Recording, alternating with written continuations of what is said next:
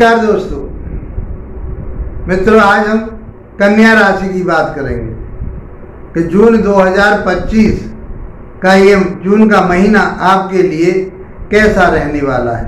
यह ग्रह गोचर आपको क्या देगा, इस ज्योतिष के माध्यम से आपका हम मार्गदर्शन कर रहे हैं। इसका लाभ उठाइए और यदि आप हमारे चैनल पर पहली बार आए हैं और वीडियो अच्छा लगता है, लाभप्रद है, तो इसके लिए लाइक भी कीजिए, शेयर भी कीजिए और सब्सक्राइब कीजिए। और यदि आप कोई हमसे विचार विमर्श करना चाहते हैं, अपनी कुंडली का विश्लेषण कराना चाहते हैं, तो आप हमारे व्हाट्सएप नंबर पर संपर्क कर सकते हैं। मित्रों, ग्रह की जो स्थिति है, जन्म पत्रिका में क्या होती है और इस समय क्या है, ये अपने आप में एक अहम भूमिका निभाता है। हम जो बात कर रहे हैं इस समय आपकी चंद्र राशि के आधार पर कर रहे हैं, और यदि आप लगन राशि से भी देखना चाहते हैं, जो जन्म की है आपकी लगन राशि, उससे भी देखना चाहते हैं, तो आपके लिए लाभ उसमें भी मिलेगा, सेम रिजल्ट आने वाला है। तो आप इसको गंभीरता से सुनिए, समझिए और लास्ट तक देखिए वीडियो को। लास्ट में मैं आपके लिए उपाय भी बताऊंगा।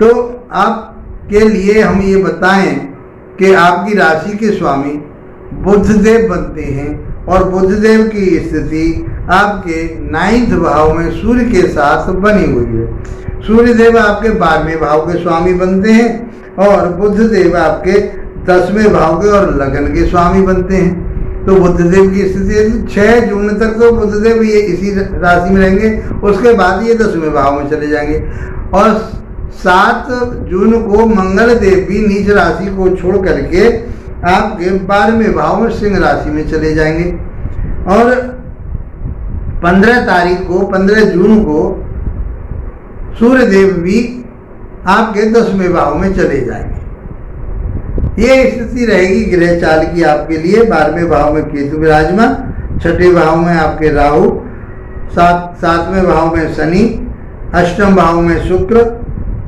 9th भाव में मैंने बताया आपके लिए सूर्य और बुध, 10वें भाव में गुरु और आपके डिजायर के घर में बैठे हुए हैं मंगल देव, 12वें भाव में केतु बैठे हुए हैं। तो ये स्थिति आपके ग्रहों की है। अब ये ग्रह आपके लिए क्या देंगे, कैसा आपका स्वास्थ्य रहेगा, आपका शिक्षा ज्ञान विवेक कैसा रहेगा, लव रिलेशन कैसे रहने वाले हैं, ये आपके ऊपर क्या कृपा करने वाले हैं, आपका जो शेयर मार्केट में आप काम करते हैं तो शेयर मार्केट में आपके लिए क्या लाभ होगा, क्या आप किस चीज़ के लिए आप शेयर मार्केट में आप पैसा अपना इन्वेस्ट कर सकते हैं, ये सब ज्योतिष के माध्यम से हम समझेंगे। उसके बाद आपकी संतान, आपके लव रिलेशन, आपका वैवाहिक जीवन कैसा रहेगा, पार्टनरशिप आपकी कैसी चलेगी, व्यापार कैसा चलेगा, आपका बैंक बैलेंस कैसा रहेगा, भाग्य आपका कितना साथ देगा, कैरियर में क्या बदलाव होने वाला है, ये बहुत आसान तरीके से हम समझेंगे। तो मित्रों, आइए समझते हैं कि आपके लिए ये महीना कैसा रहने वाला है। तो कन्या राशि वाले जातकों के लिए जैसे मैंने बताया कि 6 जून तक बुधदेव 9th भाव भाव में रहेंगे और उसके बाद में 10th भाव में आ जाएंगे। तो इसका अर्थ ये हुआ, और सूर्य के साथ रहेंगे, गुरु के साथ हो जाएंगे। तो ये मानिए आपका जो हेल्थ है वो बहुत अच्छी रहने वाली है, आपका जो इम्यूनिटी सिस्टम है वो बहुत अच्छा रहेगा, रोग प्रतिरोधक क्षमता जो है आपकी बहुत श्रेष्ठ रहने वाली है। तो स्वास्थ्य के प्रति तो आपको चिंता करने की जरूरत है ही नहीं, क्योंकि सूर्य साथ में है, आपका आत्मबल, हिम्मत, ताकत ये सब बढ़िया रहने वाली है, पराक्रम भी आपका बहुत अच्छा रहेगा। तो अपने हेल्थ के लिए आपको कुछ चिंता करने की जरूरत नहीं है। अब बात करते हैं हम आपके शिक्षा की, ज्ञान की, विवेक की, लव रिलेशन की, संतान की, शेयर मार्केट की, ये हम 5वें भाव से देखते हैं। तो 5वें भाव की जो राशि बनती है आपके राशि के मुताबिक, वो शनि की राशि मकर राशि बनती है और शनि की स्थिति कहाँ है, 7वें भाव में है, गुरु की राशि में है। तो बुरे नहीं कहेंगे, केंद्र त्रिकोण के स्वामी यदि केंद्र में आ जाए, केंद्र के स्वामी त्रिकोण में पहुंच जाए तो शुभ परिणाम देते हैं। तो शनि देव भी आपके लिए, जबकि ये फेवर वाले ग्रह नहीं ज़्यादा फेवर वाले ग्रह नहीं कहे जाते, लेकिन कन्या राशि वाले जातकों के लिए ये पंचम भाव के स्वामी हो जाते हैं, आपके शिक्षा ज्ञान विवेक के स्वामी हो जाते हैं, अर्थात आपके किसी चीज के बुद्धि विवेक के स्वामी हो जाते हैं, त्रिकोण के स्वामी हो जाते हैं, केंद्र में चले गए हैं तो आपके लिए बल्ले बल्ले करने वाले हैं। जो अभी तक आप परेशान हो रहे थे, रोग शत्रुता चल रही थी, रोग ऋण बड़े बड़े हुए थे, लोगों के साथ झगड़े हो रहे थे, पैसा आपका मारा गया था, यानी जब ऐसे असमंजस में पड़े थे, किंग कर्तव्य मोड़ थे, आपकी बुद्धि काम नहीं कर रही थी, मैं करूं तो करूं क्या, ऐसा असमंजस आपके जीवन में ये शनि का और राहु का मिलन जो बना था उसके साथ आपके लिए बहुत परेशान कर दिया। तो अब आप ये समझिए कि वो स्थिति आपकी अब टल चुकी है। शनि देव आपके सप्तम भाव में गुरु की राशि में पहुंच गए हैं, और गुरु तो आपके वैसे भी श्रेष्ठ होते हैं। गुरु आपके जो है वो 12वें भाव के, वो 7वें भाव के और 4थे भाव के स्वामी होकर के कहाँ बैठे हुए, 10वें भाव में बैठे हुए। तो गुरु की राशि में पहुंच गए हैं तो आपके लिए ये क्या देंगे, आप यदि इन्वेस्टमेंट करना चाहते हैं तो आप इन्वेस्टमेंट कीजिए, आपको लाभ प्राप्त होगा, आपके लव रिलेशन बहुत अच्छे रहेंगे, आपकी बुद्धिमत्ता बहुत बढ़िया रहेगी, आप आगे गेन कर पाएंगे, उन्नति तरक्की कर पाएंगे, और संतान प्राप्ति करना चाहते हैं तो संतान प्राप्ति में के भी योग बन जाते हैं। तो इस प्रकार से आपका पंचम भाव भी बहुत अच्छा हो गया है, ताकि आपकी बुद्धि विवेक ज्ञान शिक्षा लव रिलेशन शेयर मार्केट नहीं, ये सब चीज़ आपकी इच्छा है ये पूरी होने वाली है। तो इच्छा क्या है कि यदि जिन बच्चों की शादी नहीं हुई है तो उनकी शादी हो जाएगी, जिनको संतान प्राप्ति की जरूरत है उन्हें संतान की उम्मीद पूरी कर लेनी चाहिए और होनी भी चाहिए। ऐसे ग्रहों की स्थिति बनी हुई है। अब हम बात करते हैं आपके वैवाहिक जीवन की, आपके पार्टनरशिप की, व्यापार की, यात्राओं की। तो हम ये सप्तम भाव से देखते हैं, वहां पर कौन बैठे हुए हैं, शनिदेव बैठे हुए। तो शनिदेव कहीं न कहीं उदासीनता लाते हैं, देरी कराते हैं, तो आपके जो पार्टनरशिप है उसमें कहीं न कहीं स्थिरता रहेगी। पश्चिम के स्थिर ताकि ये स्वामी कहे गए हैं, पश्चिम दिशा के स्वामी कहे गए, तो यहाँ स्थिरता रहती है, और उसी यहाँ पर दिग्बली भी माने जाते हैं। तो आपकी प्रभुता बढ़िया बनी रहेगी, स्थिरता बढ़िया बनी रहेगी, जो भी आप व्यापार कर रहे हैं उसमें आपकी स्थिरता बनी रहेगी, स्थायित्व रहेगा आपका, तो आप उसमें उन्नति और तरक्की कर पाएंगे। पार्टनरशिप आपकी अच्छी चलेगी, केवल मात्र आपको अपने उदासीनता को छोड़ना पड़ेगा।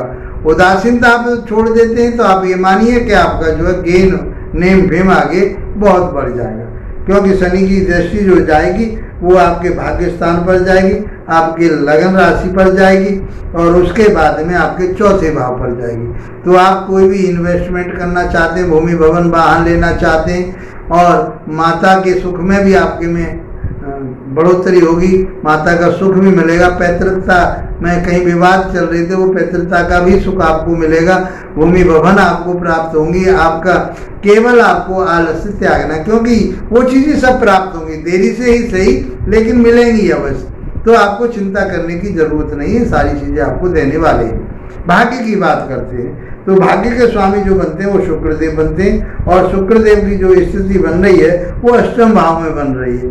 भाग्य भाव के स्वामी का अष्टम भाव में जाना निर्बलता दिखाता है, कमजोरी दिखाता है। वैसे आपको अपने वैवाहिक जीवन के लिए सचेत रहना पड़ेगा, अपने पार्टनर की स्वास्थ्य का ध्यान रखना पड़ेगा। भाग्य में कहीं न कहीं कुछ न कुछ कमी नजर आ रही है, जो भाग्य आपको आगे बढ़ा रहा था उसमें कमी आ रही है। तो उसके लिए आगे बढ़ाने के लिए आपको क्या करना है कि आप माता रानी की आराधना कीजिए। वैसे वहाँ सूर्य और बुध बैठे हुए, वो सूर्य वहाँ से 15 जून को आगे बढ़ जाएंगे और बुध आगे बढ़ जाएंगे, तो फिर ये घर आपका खाली रह जाएगा। तो इस स्थिति में आपको थोड़ा सा संभल करके चलना है। तो आपको धर्म का सहारा लेना है, अच्छी बातों का सहारा लेना है, सामाजिकता का सहारा लेना है, ये आपको देख करके चलना पड़ेगा। आपको जो आपके अंदर इम्यूनिटी सिस्टम है उसमें कहीं गिरावट नज़र आती है कि वो आपकी मानसिकता को कहीं न कहीं कमज़ोर करेगा। तो शुक्र वैभव का कारक है, उनमें कमी आ सकती है थोड़ी बहुत, इतना बुरा नहीं कहेंगे, क्योंकि और सारी चीज़ें भी तो देखी जाती हैं जन्म पत्रिका में आपके में। और हो सकता है कि शुक्र की स्थिति अच्छी हो, तो फिर ये चिंताएं करने की ज़रूरत नहीं है। ये चिंता 1 महीने के लिए रहेगी, तो उसके बाद में आपका शुक्रदेव फिर आगे बढ़ जाएंगे। तो शुक्रदेव का इतना बड़ा वैसे वैभव का कारक है वो, तो आपको इन सारी चीज़ों को मैनेज करके चलना है। आपको अपनी बनी बनाई चीज़ों को कहीं बिगाड़ना नहीं है नहीं, उस पर ध्यान मनन करके चलना है। धार्मिकता से जुड़िए और आगे अपने जीवन को सफल बनाइए। अब बात करते हैं हम आपके कैरियर भाव की। तो कैरियर भाव में गुरु बैठे हुए, बुध आने वाले हैं। 6 तारीख को बुध आ जाएंगे, 15 तारीख को सूर्य देव आ जाएंगे, तो आपकी स्थिति बहुत अच्छी बन जाएगी। और सूर्य देव कहाँ के स्वामी? 12वें भाव के। तो आपका जो व्यापार है, बिजनेस है, विदेश से जुड़ेगा। व्यापार आपका आगे विदेश में जाएगा, क्योंकि वहाँ पर केतु विराजमान है। सैया सुख में कहीं कमी रहने की संभावना रहेगी, उसका आपको ध्यान रखना पड़ेगा। एक्स्ट्रा अफेयर्स आपके कहीं होते हैं तो वो कहीं आपके लिए नुकसानदायक हो सकते हैं। व्यापार बिजनेस के लिए अच्छा है, पिता के लिए आपका अच्छा है। मन मुटाव पिता के साथ हो सकता है, तो उनके स्वास्थ्य का ध्यान रखिए। आपका गेन बढ़िया होगा, मान सम्मान प्रतिष्ठा बनेगी आपकी, और विदेश से आप जुड़िए तो उसका आप लाभ उठा पाएंगे। तो इस प्रकार से आपका कैरियर अच्छा है, भाग्य स्थान बढ़िया है, वैवाहिक जीवन बढ़िया है, आपका लव रिलेशन, शिक्षा, ज्ञान, विवेक अच्छा है, और आपके इम्यूनिटी सिस्टम तो बहुत बढ़िया रहने वाला है। सब कुछ बहुत अच्छा रहेगा। यदि कहीं कमी आ रही है तो आप अपनी पत्रिका को किसी विशेषज्ञ से दिखाइए। हो सकता है उसमें कोई ग्रह निर्बल हो गया हो, उसकी वजह से आपको परेशानी आ रही है। तो आपको करना क्या है? तो आपको भगवान गणेश जी की आराधना करनी है, अर्थात आपको बाबा भोलेनाथ की आराधना करनी है, जिसमें माता रानी की भी आराधना हो जाएगी, और शंकर जी की आराधना हो जाएगी, और गणेश जी की भी आराधना हो जाएगी। तो आपके लिए अभिषेक करना है भगवान शिव जी का। तो ये महीना आपका बहुत अच्छा रहने वाला है। इसी के साथ आप लोगों का धन्यवाद। नमस्कार।